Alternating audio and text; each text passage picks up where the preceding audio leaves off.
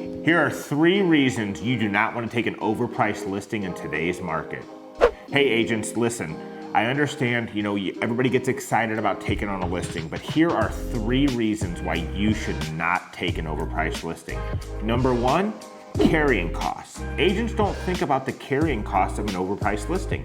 So if that listing is gonna be sitting on the market 6 to 8 months because you took an unrealistic price that your seller insisted on listing for, how much are you making per hour? If you don't know your worth and how much you should be expected to make per hour, I know exactly how much I expect to make for every hour that I actually put into this industry. And you need to realize that every listing you have is gonna take up 3 to 4 hours a week minimum of your time, probably, between scheduling showings, following up with the seller, double checking feedback on all your showings that you have or don't have, trying to explain to the seller why you didn't have any showings this week because it's overpriced. So 4 hours times your dollar per hour, how much you make per hour, multiply that, gives you your weekly carrying costs, times 4 weeks in a month, times 6 months. Look at that compared to what your commission's gonna be. And guess what? There's a lot of agents that actually sell homes for free. Think about it, if you're a realtor and you're making, I've heard numbers out there, $100 per hour, $300 per hour.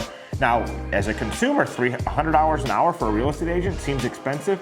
Yeah, but you're not taking into consideration the cost of marketing, the cost of taxes, everything else. We're independent contractors, right? We're not making 20 bucks an hour. We do make more money than that, but we have a lot more carrying costs. We have a lot more expenses that go into that, okay? But if you're an agent, and let's say you consider your dollar per hour at $100 per hour, okay? $100 an hour times 4 hours a week to maintain that listing, that's $400 a week that you are losing or that you are not making until that property sells, times 4 weeks in a month, that's $1,600 a month carrying costs. $1,600 times 6 months of carrying the listing, that's $9,600. 1,600 times 6 times 6,000, 6 and 6 is 3,600. Add that together, $9,600. Your commission's $10,000 when you get that sale. Holy shit, you made $400 in 6 months. Awesome. So another reason you don't want to take an overpriced listing is, do you want to keep up that relationship with that seller? Right? It's going to make it very awkward if the seller says, let's list for $450,000 and you've told them that the property should be listed at $350,000. Do you think that's going to make for a very comfortable next 6 to 8 months while that home's listed? No, you're going to be, instead of walking together and helping and holding hands and walking your seller through the process, you're going to be butting heads all the way to the closing table, because your price does not align with their expectation, right? So you need to be in alignment with your seller. You need to make sure you're giving them all the data. Show them the numbers. Numbers don't lie. If you've got a proper CMA done on the property, with current active properties, you should be able to show them look, this is the numbers. And that, hey, if you want to be listed XYZ, then here's your expectation, right? Or tell them, you know what, I'm not interested in listing at that property. That's actually a good close for somebody who's unrealistic, is all of a sudden you say, you know what, I'm not interested in your listing at that price. Because guess what? Now you've got that seller understanding holy shit, they don't want my listing, they don't want to make money, they don't want to sell my home. A lot of times that's when reality can kind of set into them that they are being unrealistic.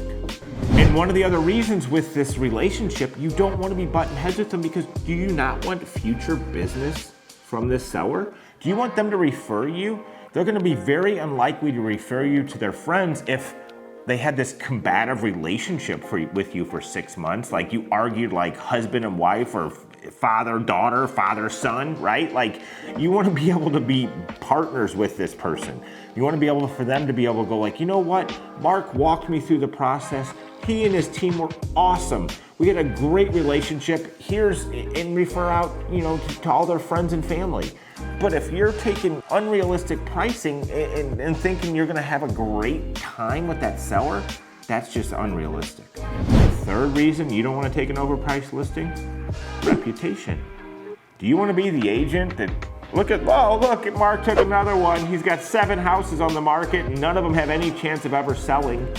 That's not reputation. I don't care what other agents think of me, but I do care what my reputation is to the public. And guess what? Other potential sellers are looking at current listings. They're looking at who the listing agent is. You know what? If they're educated in the selling process, they're looking at somebody's house and, if they're looking at their neighbor's house and it's listed for $500 and they think their house is only worth $400 and they're identical, you think they're gonna list with you? No, because you have unrealistic expectations for that seller, right? They wanna work with somebody who understands and has value, bringing value to them, understands the market, and is realistic with their marketing, realistic with everything about it. So your reputation, not only in the agent community, but also in the client community, is very, very important for future business.